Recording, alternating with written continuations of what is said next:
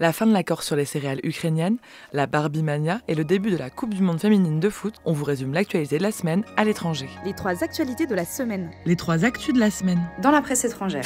Depuis un an, malgré la guerre, la Russie se résignait à laisser passer les navires ukrainiens transportant des céréales en mer Noire. Lundi 17 juillet, elle s'est retirée de l'accord signé sous l'égide de l'ONU et de la Turquie. Selon Moscou, les pays pauvres ne reçoivent pas assez de ces céréales, chose qu'avait promis l'ONU. Volodymyr Zelensky a protesté.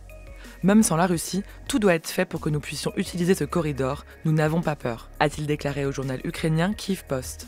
Il existe un itinéraire bis qui nécessite de charger les céréales en train via la Pologne jusqu'à la mer Baltique. Mais cela risque de provoquer des embouteillages. Seuls 10% des céréales exportées passent normalement par ce chemin. Cela suscite une fois de plus des craintes sur l'approvisionnement alimentaire mondial, s'inquiète CNN. Mercredi 19 juillet, des ports ukrainiens, dont Odessa, ont été visés par des tirs de drones.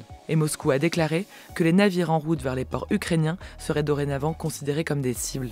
Barbie peut tout faire, lui, c'est juste Ken. Le nouveau film de Greta Gerwig sur la célèbre poupée Barbie de Mattel est sorti mercredi 19 juillet. Avant-première en grande pompe, matraquage publicitaire, collaboration avec des marques, l'aspect marketing du film a été poussé à son maximum. Mais derrière tout ça, comment est le film ? On y suit Barbie et Ken quittant leur monde rose parfait pour aller découvrir la vraie vie. Pour Variety, la réalisatrice a réalisé le genre de production familiale dont elle a sûrement rêvé étant petite, en faisant porter un message, et même plusieurs, à Barbie, coquille vide à la taille de guêpe.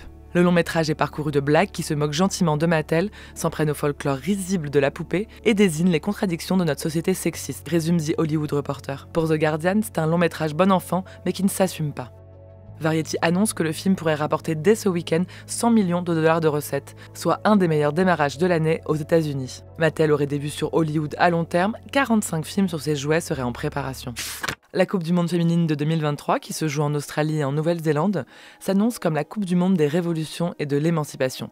Pour le magazine espagnol Panenka, c'est notamment la première fois qu'une personne non-binaire dispute une Coupe du monde. Il s'agit de Queen, qui évolue avec le Canada. Première fois aussi qu'une joueuse française se déplace avec son bébé. Il s'agit d'Amel Majri, qui a accouché il y a 11 mois à peine. L'équipe du Royaume-Uni, elle, est en pleine guerre froide avec sa fédération au sujet des salaires. Pour le Daily Telegraph, les Lyonnaises ne veulent pas se contenter de ce qu'elles ont et ne se sentent pas considérées à leur juste valeur. Une compétition pleine de revendications qui a officiellement commencé jeudi 20 juillet. Le premier match des Françaises aura lieu le 23 juillet contre la Jamaïque. Et les Bleus se sont déjà fait remarquer sur les réseaux sociaux grâce à un clip diffusé par Orange. On y voit des actions magnifiques de joueurs français tels que Mbappé, Griezmann ou Benzema, avant de se rendre compte que ces actions sont celles des joueuses de l'équipe de France, dont les visages et corps ont été retouchés avec une IA.